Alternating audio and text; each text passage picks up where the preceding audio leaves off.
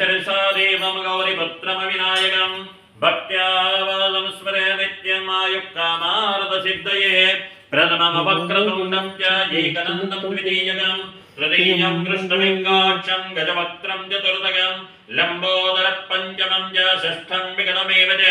सप्तमं विघ्नराजं च धूम्रभरणं तदाष्टकं नवमं बालचन्द्रं च दशमं तो विनायकम् एकादशं गणपतिं द्वादशैतो गजाननं द्वादशैतानि नामानि त्रिसन्ध्यं या पठेन्नर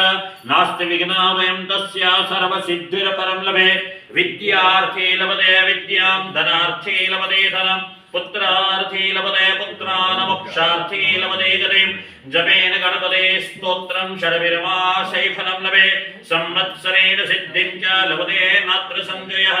अष्टेभ्यो ब्राह्मणेभ्यश्च लिखितभायः समर्पयेत् तस्य विद्या भवेत् सर्वा श्रीगणेशस्य प्रसादत श्रीगणेशस्य प्रसादत मंगलमूर्तये नमः। अभिषेक स्नानं समर्पयामि।